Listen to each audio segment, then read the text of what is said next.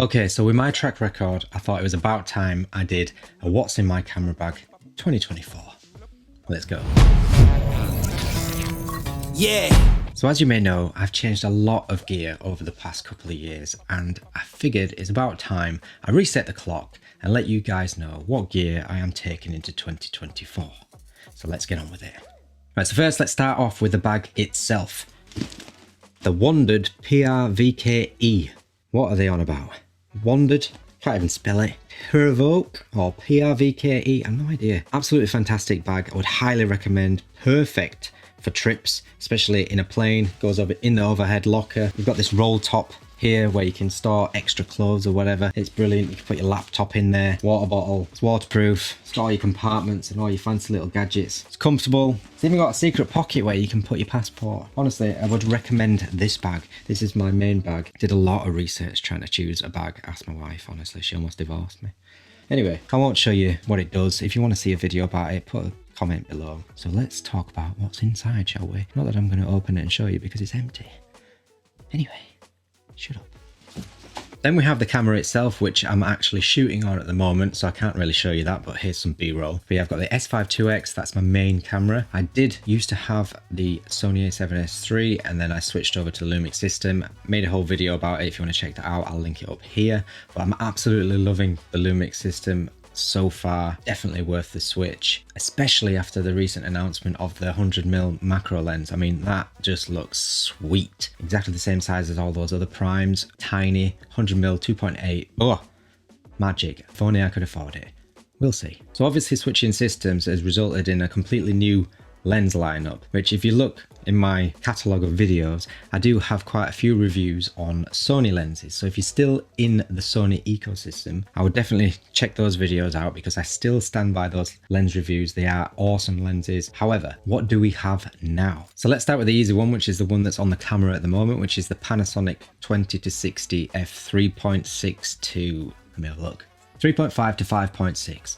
Now, I wouldn't have chosen this lens particularly, but it came free with the camera. When I say free, it was like an extra £100, so it was definitely worth buying it with this kit lens because the 20mm range, I do not have that in any other lens, so it's actually quite good for this scenario in this studio. I quite enjoy having a 20mm focal length for the studio, which is perfect, but you know, the variable aperture of 3.5 to f5.6, I don't really like that. I don't really enjoy using that. I might use it for a little bit of video if I'm out and about. It's very lightweight, which is good. And it is the same size as all those other f1.8 lenses, which is pretty cool. So yeah, other than that, I don't know if I'd recommend it, but if you're going to go for the body, I would definitely recommend buying the body with the camera. That makes no sense. Buy the body with the lens.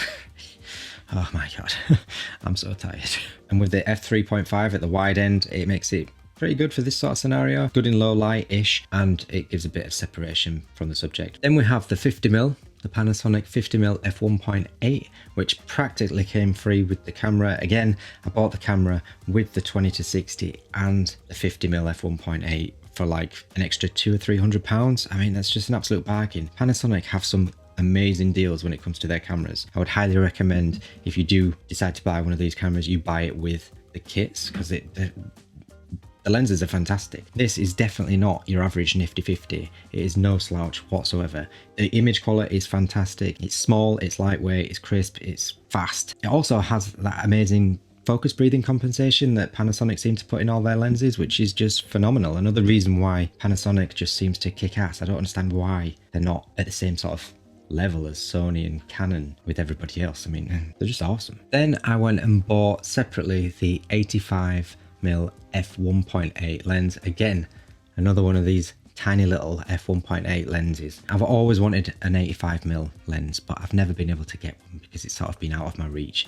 But since I sold all my Sony gear, I had a little bit of extra cash because everything was so cheap when I moved over to Panasonic. I would highly recommend this. I mean, the image quality is amazing. Again, I mean, I'm just repeating myself, but it's fantastic. I love this for portrait work, maybe some B-roll, but definitely my main photography lens, I would say. So that's the 85 f1.8. Then of course I needed to replace my Sigma 24-70 f2.8, which I made a video about somewhere up here. That was for the Sony system, and you'll probably hear me compare it to the 24-105 and how I'm saying f2.8 is just fantastic. I'm so glad that I moved over to f2.8 and made that jump. Which one, the 24-70 f2.8 or the 24-105 f4? Which one do you choose? Well, I've kind of gone back. Hear me out. So instead of getting the 24-70 f2.8 in Panasonic, what I've actually gone with is the 24-105 f4, which is kind of a step backwards, some might say.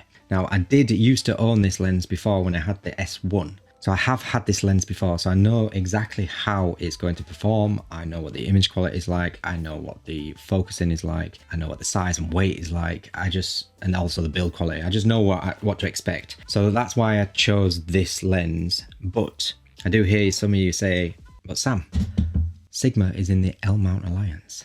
I know it is. However, I'm not 100% happy with the Sigma lens.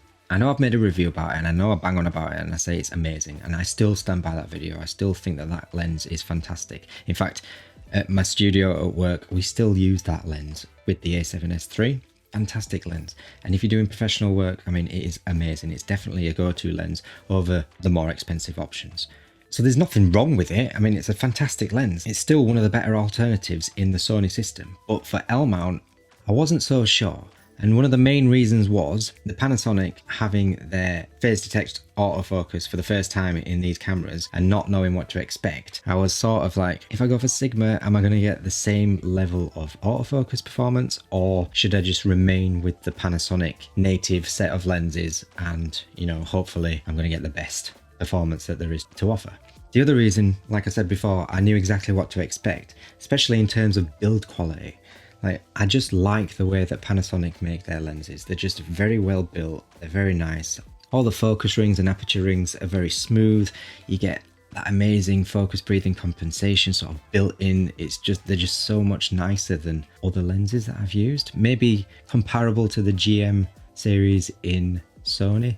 But when it came to the Sigma, don't get me wrong, the build quality is fantastic. It's really nice and it's definitely worth the money. However, it does easily weather. So it scratches, it gets a bit grubby, especially around the focus ring. It starts to get a bit grubby. But for what I do and for what I need a lens for, I thought that having the 105 on the longer end was definitely worth having rather than having 70mm and f2.8 and compromising on that. But yeah, if you want to hear me talk about that and babble on even more about why I chose the 24-105 over the f2.8 Sigma, leave a comment below and I might make a video. Who knows? We'll see. So where was I? Oh yeah, lenses. So yeah, that is my entire range of lenses. So we've got the 20-60 f3.5 to 5.6 as my sort of studio lens. Then we've got the 50mm f1.8. We've got the 85 f1.8, and then we've got the 24-105, which is my main go-to lens, which I will just use everywhere. Like, I take that out all the time. Now what's next? The DJI Osmo Pocket 3. I absolutely love this guy. It is fantastic. And if anybody is in the market for a camera for content creation and it's going to be their first camera or it's going to be their main YouTube camera, or for whatever reason, get this camera. It is phenomenal. I mean, for the price, it's like a mini Sony a7S III in a tiny little form factor. It's got a gimbal. I mean, I could go on and on about how good this camera is. If you want to see why, watch this other video. I know I keep plugging my own videos, but anyway, someone's got to do it. Then we have the GoPro Hero 7 Black. I don't love it. When it came out, I thought it was the dog's bollocks. I mean, it was amazing. However, it's a little bit dated now. I mean, what are we on? Like the GoPro Hero 25? I don't know. But the image quality is not that great, or at least I can't get a decent image out of it anyway. It doesn't have log. It doesn't have the ability to plug in a microphone. So yeah, I'm not loving it. I'm just tight on funds at the moment, so I can't afford to upgrade it. So I use this for POV videos and the odd top-down. Top-down quality is not that great, but hey ho. What are you going to do? So yeah, we've got the GoPro Hero 7, so that hopefully will get replaced for 2025. Who knows? Then we've got audio. Now I'm quite lucky when it comes to audio because I started quite early, and audio is one of those things where you can actually buy it very early on and then not need to continuously make upgrades. Like you could buy something that's like 15, 20 years old and it'd still be functional and worthwhile now. Let's start with the first one. We've got the Rode Video Micro, which this was the first microphone I bought, the first professional microphone I bought, and it is awesome. You don't need to put any batteries in it, so it powers purely from the camera, so you never forget to turn it on, which some people do. But yeah, it's amazing. It's got this little wind muff. Yeah, that's the actual microphone. It's diddy. Then you got this dead cat. Meow. Sits on there. Awesome, awesome sound quality as well. Great for vlogging, although it does draw attention to you a little bit. You know, big hairy muff on the top of your camera. Other than that, what do we have next? We have the Rode Video Mic Go's. All the names sound very similar. But yeah, we've got the Rode Video Mic Go. Now this is the Mic Go version 1, as in like I've only got one receiver. This is ideal for putting on the top of the camera and being very, very discreet. And then I can just put this here, or I've also got a little lavalier that plugs into the top here. No one really knows what I'm doing. And then you can like walk 20 meters away and start talking with the camera miles away. It doesn't look as obvious that you're vlogging or that you're out in public filming yourself. It's pretty cool and I do love them. And I've used them even to film my own wedding. Recorded the wedding vows, put this on top of the altar or whatever. And it picked up the registrar and myself and my wife reading our vows. So yeah. And also you might have noticed that I don't talk the loudest. I'm very, very quiet. So having a lavalier mic, which is very close to my chest and very close to my mouth, as opposed to a shotgun mic, which can be further away and requires more projection, which I lack. Definitely handy having some of these bad boys. So I would definitely recommend getting some of these. Or the DJI versions. Speaking of DJIs, I got this guy now. Came with this guy. The fact that I can just use this, I just turn it on, and this works automatically. Just put that there, put that over there, film myself. No one can see what I'm doing. It's fantastic. I absolutely love it. Made a video about that, obviously, up here. So those are the mics. What do we have now? Oh yeah, tripods. My main tripod is the Peak Design travel tripod. I've gone for the aluminium version because you probably know that there's a bit of a theme when it comes to value for money. I cannot be affording to buy that carbon fiber option. It's like twice the price. However, in hindsight, right, I'm going to tell you a story now. I don't know, how much is this tripod? Like £200-300? I can't remember. The carbon fiber, £500-600? Double the cost, yeah? Well, I owned this tripod, the aluminium version. I paid £200-300 for it. And then I left it in my car. I sold the car, left the tripod inside the car. Oh, so I had to buy the thing again. I could have bought the carbon fiber version, but then I suppose if I'd have left that in the car, that would have been an even bigger loss. Anyway, so the Peak Design travel tripod, highly recommend. It's very sturdy, very versatile, very lightweight. You can just stick it in your bag. It doesn't have all this extra bulkiness to it. So far, so good. Loving it. Then I forgot about this little guy, and it's in none of the B-roll. So forgive me for that. I'm not refilming it. I kept it from when I had the Sony camera. Now, I didn't want to sell it because I wouldn't have got much money for it, because the resale value of these things isn't always great. However, it was very useful when I had it with the Sony, and I did enjoy it. It was very nice. What am I talking about, Sam? Talking about this guy. This, such a nice little tripod. It's tiny. You can twist it and stuff. It's got little controls, but the controls, unfortunately, are for Sony, which is a problem if I used it when I had the Sony, but I didn't. I never once used these features. Not once. So it doesn't matter. They were redundant to me and they're redundant now. So I still use this for the Lumix when I'm out and about vlogging and need a very, very light setup. I'll take this camera, and I'll take this tripod just in case I need to set that one down. Oh, one more thing. My other bag. How could I forget my other bag? The Peak Design Sling. It's a 6-litre version. Honestly, I keep saying this, don't I? Honestly.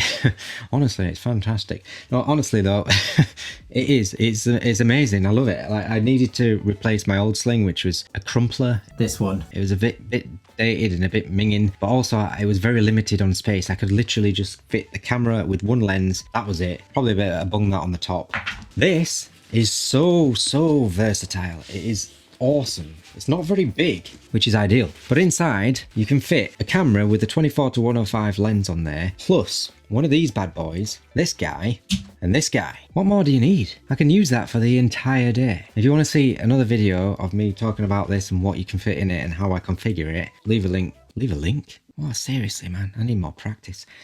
Leave a comment below and I might make a video about this, because honestly, it is definitely the best slim bag I've ever owned and I've ever seen online. Other than that, I think that's it. That's all my gear, all my main gear anyway. Nothing else is really worth talking about, like filters. I mean, I don't have a decent ND filter. I still need to get one of those. They're so expensive. Oh, Peter McKinnon, if you're watching, send me one of your variable NDs, please. So yeah, that's it. Oh, no, one more thing. I used to have the DJI Mavic 2 Pro, which is the drone, obviously. No longer with me. Didn't crash it, but I sold it. I could not deal with the red tape around all these drones anymore. There are too many restrictions as to where you can use the blooming drone, what sort of license you need, and even drones under 350 grams, is it? Even they're now coming up with new legislations and new rulings where you can't even use them anymore. I mean, at least that's what I heard. Could be wrong. So yeah, I've got no more drone, which isn't the end of the world. I hated flying it anyway. I kept crashing it all the time, and honestly, I got some great footage with that thing. So yeah, sold it. So that's it. That's all my gear. If you enjoyed this video, please give it a thumbs up. Really helps out the channel. If you want to see more, consider subscribing, hit the bell, all those nice things that will put a smile on my face. And I shall see you in the next one. Peace. Peace. Yeah, I can pull that off. Whatever. Peace. Yeah. Let's go. We just gotta go hard.